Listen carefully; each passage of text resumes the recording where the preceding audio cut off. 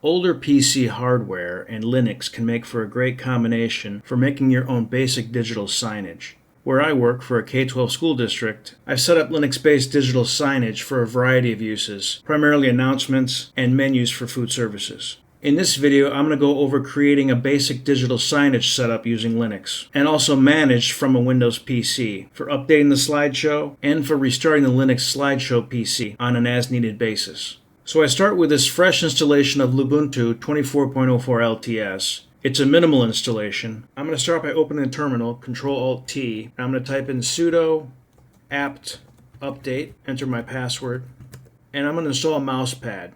Sudo apt install mousepad. Y, and enter. Now I have instructions in a text file to set everything up. Check out the description for a link to that text file. I've saved that text file to the root of my home folder. So I'm going to open up the file manager, and here it is right here. Signage setup.txt. I'm going to right click on that file, go to open with, other applications, accessories, mousepad, check the box to always use that application, and OK. And here are my instructions. Now we've already installed mousepad, but it doesn't hurt to run that again. I'm going to run these 5 commands, highlight them, select copy, and paste them in the terminal, and hit enter. This process will take a little bit of time the first time because we're updating the operating system as well as installing Chromium. While this is installing, I'll go over a little bit more about this process. So I'm going to first go over the process of using Google Slides to make signage. After that, I'm going to go over the option of using LibreOffice Impress. We're also going to set up managing this from a Windows PC. In the case of the Google Slides solution, we're going to use the Windows PC to remotely reboot the Linux PC on an as-needed basis, such as when the Google Slides slideshow has been updated and it needs to be restarted on the Linux PC. We'll be using PuTTY Link to reboot the Linux PC remotely. In the case of the LibreOffice Impress solution, we're going to be setting up Samba to allow us to update the slideshow from the Windows PC by browsing to a Samba share on the Linux PC of the slideshow, as well as using PuTTY Link to restart the Linux PC remotely. Now, the Google Slides solution will require the Linux PC running the slideshow to have an internet connection, whereas the LibreOffice Impress option will not need an internet connection. So we finished updating our system, mousepad was already installed, Snap was installed, and the Chromium Snap was installed. We're now ready to create our startup script. Run nano start.sh and copy and paste the following 2 lines in. Now the second line here is what runs Chromium and then runs our slideshow. So it's running in kiosk mode, info bars are disabled, no error dialogues, notifications are disabled, it's starting full screen. And this is scaling everything to 125%. You could change this to 1 if you just want to scale everything at 100%. And then we have the URL to our Google Slideshow. Now I have a test Google Slideshow to run here. I'm just going to copy and paste that in. Now this is a Google Slides presentation of mine that's been published to the web. And we also need to make sure that our URL parameters are set properly. So start should be true, loop should be true, and delay ms is the delay in milliseconds. In this case, 5,000 is 5 seconds. So 5 seconds per slide. I'm going to press Ctrl X, Y, and enter. We next need to make that start script executable. So we need to run the chmod +x start.sh command. Next, we're going to work on the restart script. So the restart script is going to run nightly at midnight. It's going to update the system, it's going to update Chromium, and then reboot the system. We need to make the commands for that restart script able to be run without entering a password. So we run sudo vi sudo, scroll down to the bottom of that file, and then we're going to copy and paste these 4 lines to the bottom of that file. So this is going to allow apt update, apt upgrade /y, snap refresh, and reboot to all run without entering a password interactively, because our restart script will be needing to run this all on its own. So Ctrl X, Y, and enter to save that file. Now we're going to create our restart script. So nano restart.sh. And our restart script is going to consist of these 5 lines. Copy and paste those in. So it's going to update and upgrade, refresh the snaps, which will include the Chromium snap, and then reboot the machine. Control X, Y, and enter. We need to make that restart script executable, so we run chmod +x restart.sh. Next, we're going to want to disable the mouse cursor for when this is actually running. We don't want to see the mouse cursor on the screen as the slideshow is running. So we run this command here. Now this is specific to Ubuntu 24.04 LTS. If you're using a different distro of Linux, it'll be a different process. We're going to copy and paste these 2 lines to the bottom of this file. Now I don't want to quite make the cursor disappear on next boot, so I'm going to actually comment these lines out. Control X, Y, and enter. So at a later time I can just go back to this command and uncomment them out. So next we need to disable the screensaver. Now to do that, we click on the menu button, type in screen, and click on X screensaver settings. For mode, we select disable screensaver and then close. We're going to make some further refinements to the graphical user interface now. We're going to click on the menu button, type in session, and then click on session settings. I'm going to uncheck the following LXQT modules: notification daemon and panel. Next, click on auto start, click on add, and we need to select our startup script. So type in start and then click on search. Browse to that start.sh file we created. That's going to be in the user folder, start.sh, and open. So on startup, it's going to run home user start.sh, our startup script. Click OK to that, and then go ahead and close the LXQT session settings window. And click OK to acknowledge that some settings will not take effect until next login. Now on next boot, the panel will be gone. If you want to start the panel to say open the file manager to make additional tweaks, you can press Ctrl-Alt-T and then run the command lxqt-panel ampersand. Next we're going to make sure our restart command is running nightly, in this case every midnight. Enter the command cron-tab space -E. Now we're going to select one to use nano. Scroll down to the bottom of that file and copy and paste this line in. This is going to run home user restart.sh every midnight. Press Ctrl X, Y, and enter to save that. Next, let's make some additional visual refinements to the graphical user interface. I'm going to right click on the desktop and select desktop preferences. For background, wallpaper mode, I'm going to select fill with background color only. I'm going to click on the Advanced tab and uncheck all 5 boxes to make all the desktop icons disappear. Hit apply and OK. Next, we'll block out all startup text and graphics. Run this command here.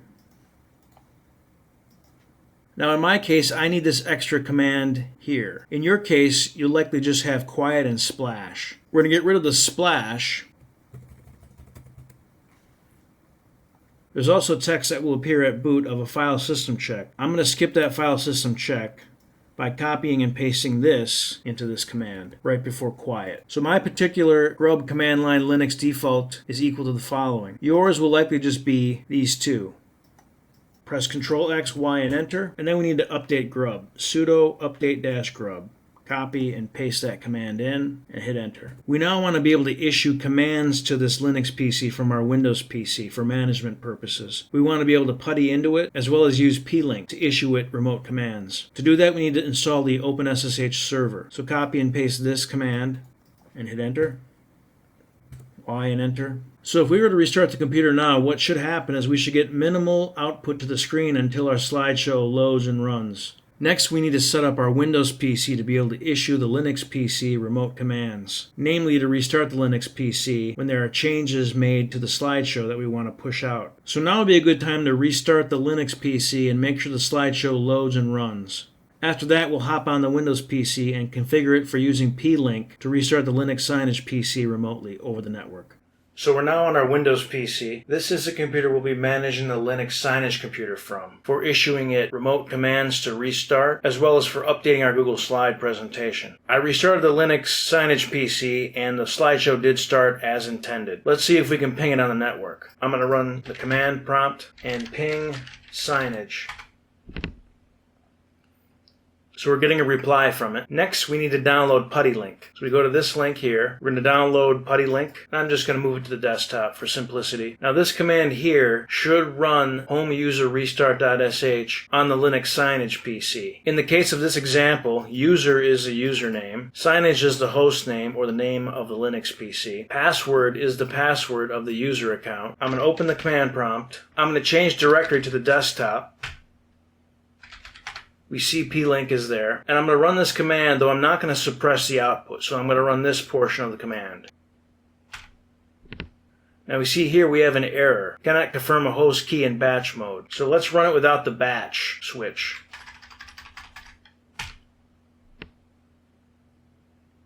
And we see it's running. And I heard the Signage PC just reboot. If I ping it again, we see it's now back up. Now I'm going to run that command again to restart it, but this time I will run the batch switch. So on first run, you need to run it without the batch switch But after that, it should work with the batch switch. So now I can run this full command, and that will suppress the output. So when you run this command,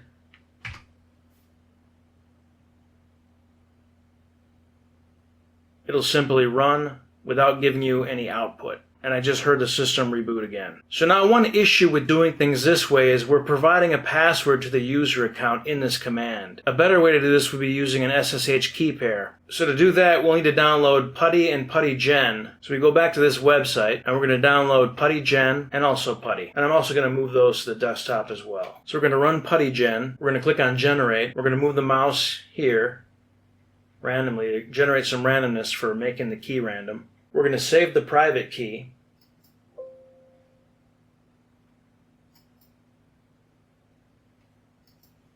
We'll save it to the desktop. We'll call it key. And there it is right there. So this private key will be on the Windows side. The public key will be on the Linux Signage PC side. So we're going to copy the public key. We'll put that into Notepad.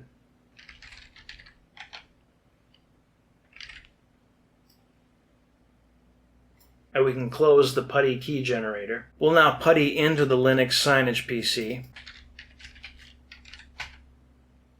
Log in as user, enter the password. Now we need to run these 4 commands. Make directory.ssh, chmod 700 ssh. We're going to change directory into .ssh. And then we're going to create a file called authorize_keys. We're going to copy and paste this key into that file. Control X, Y, and enter to save it. We're going to need to set the correct permissions on authorized keys. So we run this command. With that all set up, we can now restart the machine without supplying a password by running plink with the key.ppk key. So let's try that now. I'm going to copy and paste this command. Again, not suppressing the output for starters. Copy. If I type dir, we see that plink is there as well as the key.ppk file. So if I right click and paste that command in there and hit enter, we see that it's going to restart.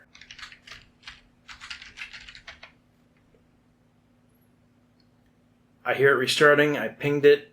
As expected, I'm not getting a reply. I should get a reply momentarily. And there it is. So an optional thing we can do here is to encapsulate this into an executable file, at least portions of it. If we download TCC or TinyC compiler, it's from this website. Click on download, and then what we want to download is this right here, the 0.9.27 win64-bin.zip. This right here. If I click on that and download it, I'm going to move it to the desktop and extract it there. Just for purposes of visibility. Right click, extract all, extract. Now that creates a folder called TCC within this folder. I'm actually going to cut and paste this to the desktop. And then I can delete the zip file and that folder. So within this TCC folder, we have the TCC executable right there, the TinyC compiler. So we're going to copy and paste this C program called restart.c. Copy, and I'm going to run Notepad. Paste, file save as, desktop, TCC. We're going to call this restart.c. Make sure to select all files so it saves it as a .c file, and hit save. Now back to the command prompt. Our current directory is the desktop. I'm going to cd into TCC, and then run dir, and we see we have the tcc.exe compiler program there, and then our restart.c source code file is right there. We're going to run this command here to compile that restart.c file into restart.exe.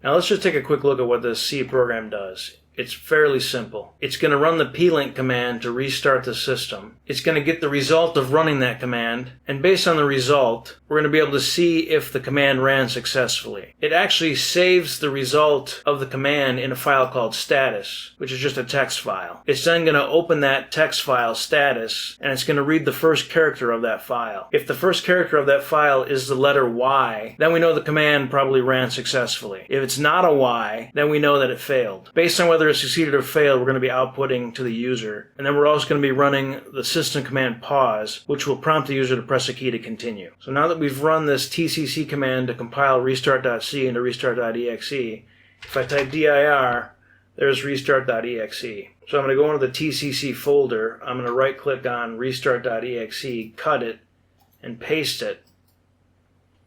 So now we have restart, we have PuTTY Link, and then we have our key right there. These three files together will allow us to restart the Linux Signage PC remotely. I'm going to create a folder called miscellaneous. I'm going to move these into that folder. I'm going to create another folder on the desktop called restart. I'm going to move these three files into that folder. I'm going to create a shortcut to restart.exe.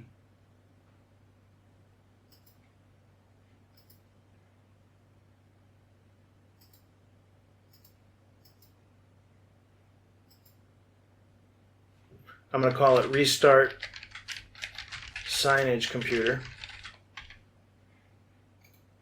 Let's give it an icon as well.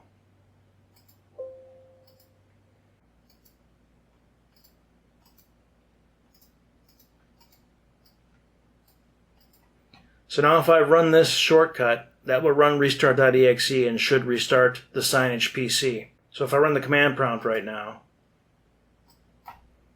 and I ping Signage, we see it's up right now. If I run restart Signage Computer,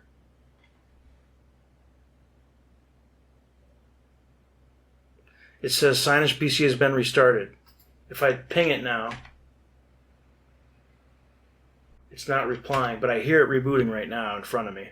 If I run restart again while it's still trying to boot up, we see there it says there was a problem restarting the Signage PC, which is what we expect. This is the error case. If the Signage PC is not online or is rebooting, and obviously not online in that case, then this is the error case for running Restart Signage Computer. So in this setup now, we have our Google Slides presentation, which we can update via the web. And when we update it, we can simply restart the Signage Computer to get those updates to push out to that machine and be displayed on our signage. We have a means to restart the Signage PC from a Windows PC on the same network. What we'll now configure is an alternative approach, that is using LibreOffice Impress instead of Google Slides. The advantages of using LibreOffice Impress are that you can vary the length per slide, you can use transitions, and it can run without having an internet connection. Now, independent of the internet, if we still have a local area connection between the Windows PC and the Linux Signage PC, we can update the slideshow by having the Linux Signage PC have a Samba share, which the Windows PC can access. We can then copy in an updated version, and on boot, we can have the Linux Signage PC copy in the new slideshow into a special live folder, which the slideshow will then load from, using LibreOffice Impress on the Linux Signage PC. And we'll still have the option to restart the Signage computer using PuTTY Link. So let's proceed with setting that up, modifying the Linux Signage PC to use LibreOffice Impress. We're back on the Linux Signage PC, and we're ready to proceed with using ODP presentations in Samba instead of Google Slides. So on our Signage PC, we need to install LibreOffice from the terminal, create a folder for the presentation update file and live presentation file to reside. So I booted the Signage PC back up, I pressed Ctrl-Alt-T, I ran kill all Chrome to kill Chromium, and then I ran lxqt-panel & to start the panel up. I was able to then use the file manager to get back to my Signage setup.txt file to follow along with further instructions. We need to run these three commands, so I'm just going to copy and paste this into the terminal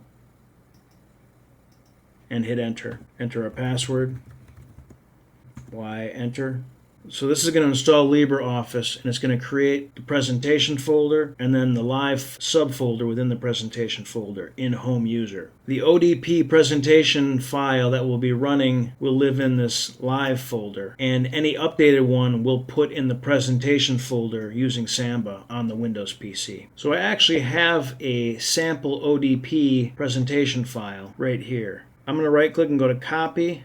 And then as soon as this creates those folders, I'm going to paste this into the top level of that folder. So LibreOffice finished installing. We see it created the presentation folder and then the live folder within the presentation folder. So I'm going to paste that sample ODP file into the presentation folder. And what's going to happen at boot is it's going to look for any ODP file in this presentation folder, and it's going to copy it into this live folder. Then it's going to run LibreOffice Impress and display that ODP file within live. So we've copied the ODP presentation file to home user presentation. We now need to modify the start.sh script file. So I'm going to type in nano start.sh. I'm going to comment out the Chromium command because we're not going to be using Chromium. I'm going to copy and paste this copy command as well as a LibreOffice command to run the slideshow. So copy and paste.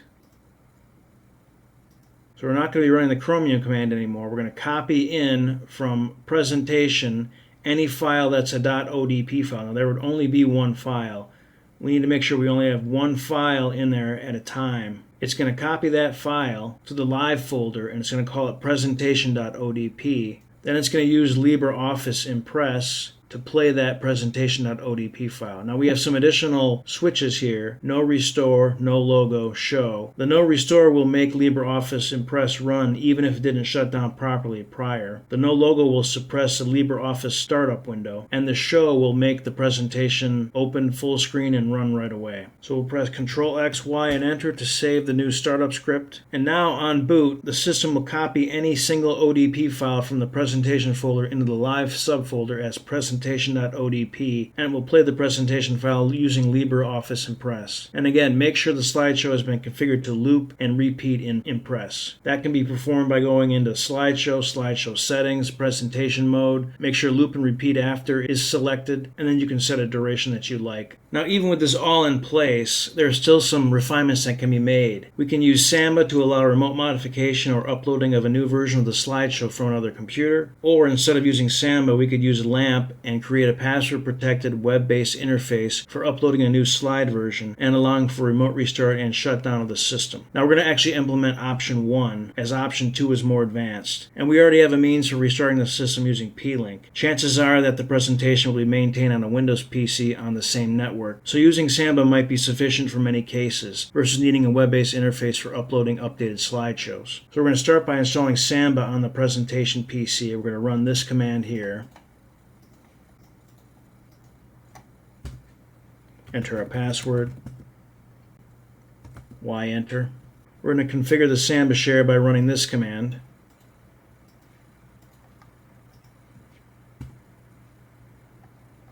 We're going to scroll down to the bottom of this file. And we're going to copy and paste these 6 lines.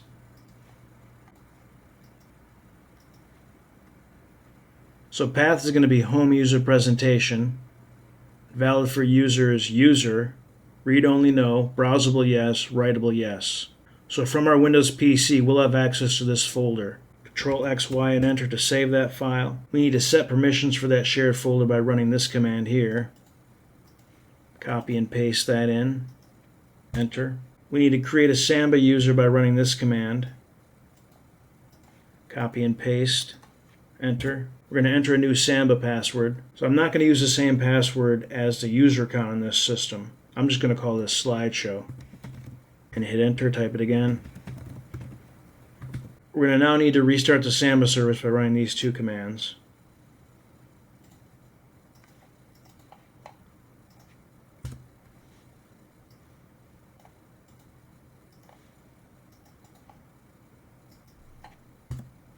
And now we'll be able to access the Samba share on the Windows PC by browsing to this location.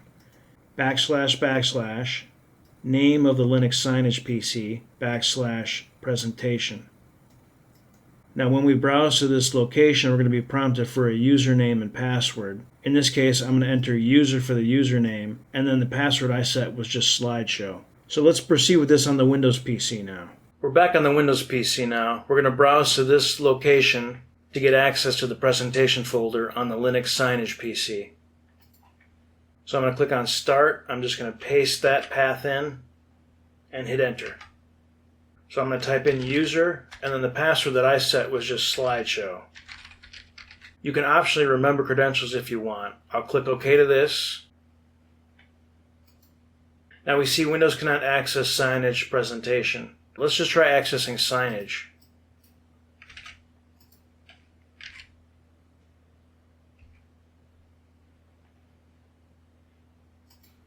Type in user and slideshow.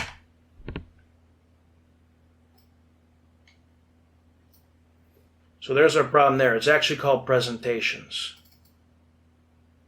If I double click on it, there's the slideshow there, as well as the live folder containing the presentation that's actually running.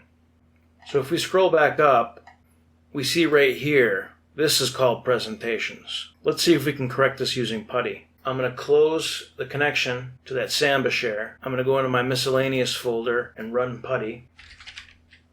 Connect to Signage. Log in as user, enter my password. I'm going to edit the smb.conf file.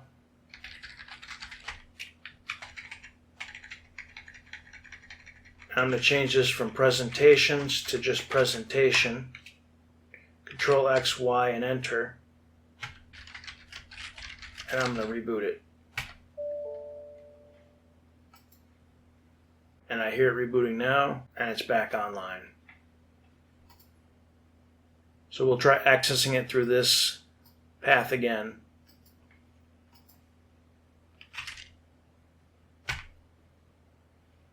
And there we go. So now we can edit the presentation file from that remote folder, or we can copy in a replacement ODP file into that folder. Then we can restart the Signage computer, and that ODP file will be copied into the live folder and played. And again, note that you must have only one ODP file in that folder, and you must not mess with the presentation.odp file in the live folder, as doing so could prevent LibreOffice from loading it unattended at boot. So if I open this slideshow, so I'm opening it from that Samba share, I'm going to add a new slide.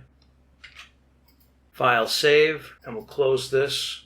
So we see the live version. The live version is that size. The new version is this size. So let's actually restart the Signage computer.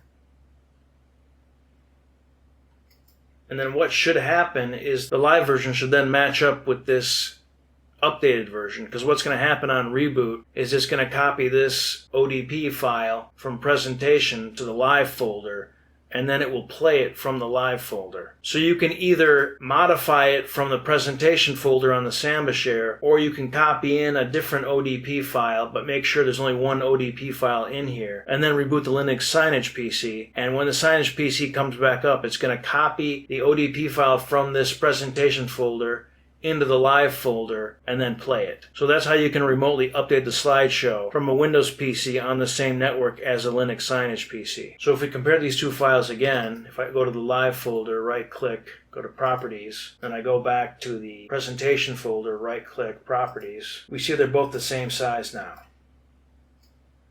So the slideshow has been updated and is now playing the new version. Now we have some power considerations. The Signage PC is to run 24/7. If there's only a portion of the day and week when the Signage needs to be running, then there are some options to address that to save power. So we have 5 options that I came up with. Option 1 is turning off the monitor at set times. Option 2 is powering the system down and having it power on at set times. Option 3 is powering the system down and having it power on via Wake on LAN. Option 4 is to leave the system running 24/7 without turning off the display from the computer and program the display itself to power on and off on a schedule, assuming it's capable of being programmed with an on-off schedule. And then option 5 is to leave the system running 24/7 without turning off the display from the computer and program a surge protector with on-off timer to turn the display on or off on a schedule. Of these options, option 1 is the surest and easiest, so that's the option we'll proceed with. So let's say we want to end display of the presentation at 6 p.m. and start it back up at 8 a.m. We can turn off the display using a cron job, and we can turn it back on simply by restarting the system. So we're going to PuTTY back into the Linux Signage PC.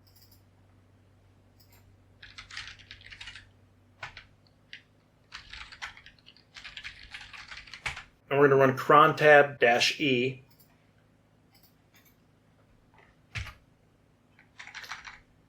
And there's our restart command right there. Every midnight it's going to run the restart command. It's going to update the system and then reboot. However, at 6 p.m. we can tell it to turn off the display using this right here.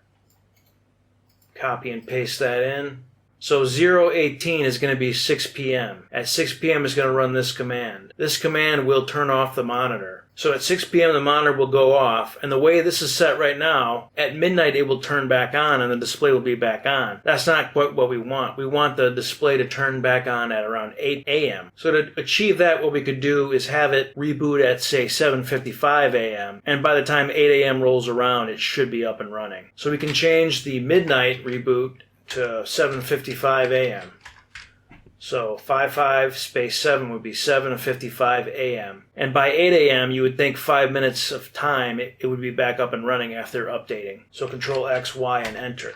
Now if you absolutely need the system to be on at 8 a.m. sharp, what you could do is leave the system rebooting at midnight, make it turn the display off again at, say, 12:05 a.m., and then make it turn the display back on at 8 a.m. with these 4 cron job entries. So we're going to go back to cron tab-E, and I'm just going to comment out the 2 original tasks, and we'll copy and paste these in and analyze them. So copy, paste.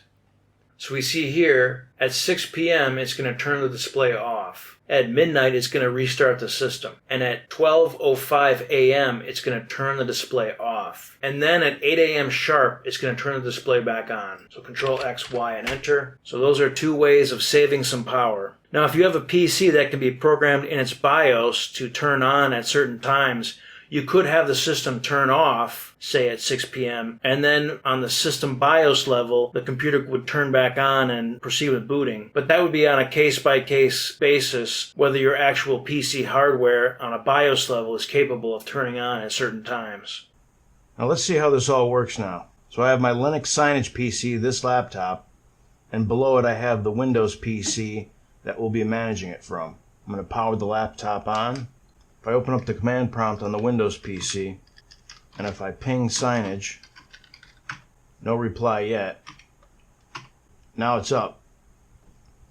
I see we have the cursor. Let's get rid of the cursor. So to do that, we're going to PuTTY into the Linux Signage PC, connect to Signage, log in as user, enter the password. So I'm going to find the command where we actually hide the mouse cursor. That would be sudo nano etc sddm.conf. And I'm going to uncomment those 2 lines. Control X, Y, Enter. And I'm going to double click on the Restart Signage computer. And it says here, the Signage PC has restarted, which it has. Press any key to continue. And we lost our PuTTY connection. So it's going to start back up with that mouse cursor gone. And there we go. Now let's edit this text on this title. To do that, I'm going to go browse to the Samba share. I'm going to click on the Start button, // Signage / presentation. We have our live folder and our open SCAD slideshow. That's the ODP file that I'm running here, but it's been copied into live as presentation.odp. If I double click to open the ODP file, put that right there.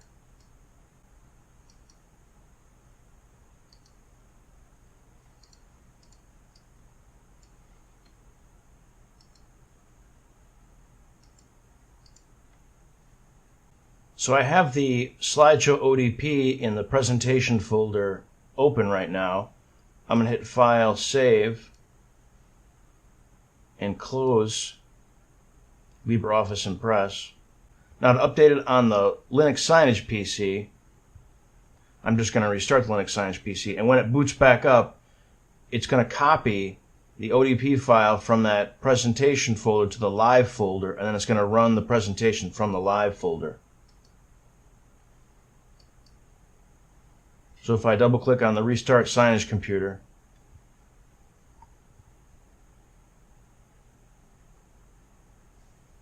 it restarted.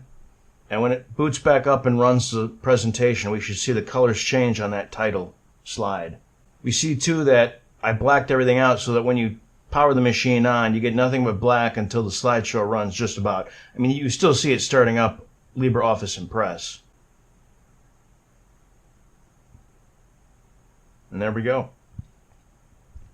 Now this was LibreOffice Impress version of things.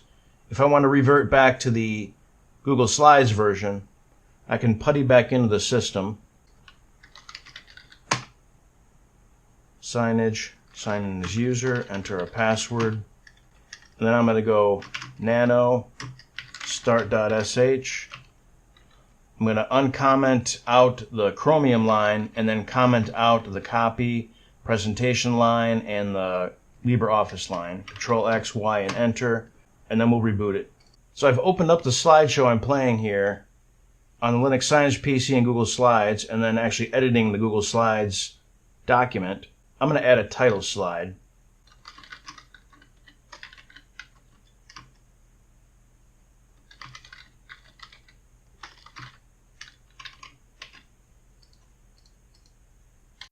So I have the Google Slide version running on the Linux Signage PC, and I have that particular Google Slides presentation open in the web browser.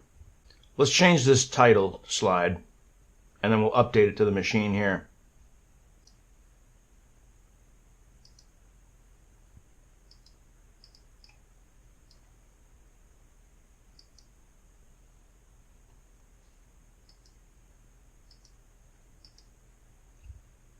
So we're approaching our last slides here.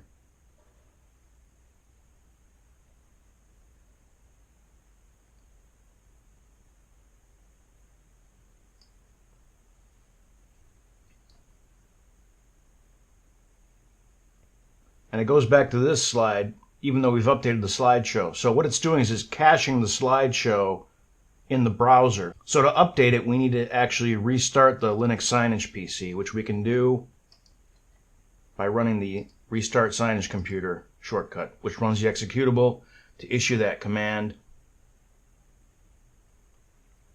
And it just restarted.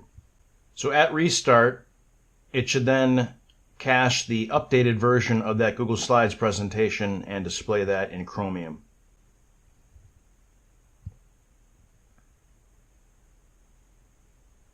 And there we go. Let's also test turning the display off. I'm going to PuTTY into the Linux Signage PC, and I'm going to run this command here to turn off the display. That display equals :0 space xset space dpms space force space off. Display went off. Turn it on. Display on. So that about sums up the basic guide for creating a Linux Signage PC and controlling it from a Windows PC.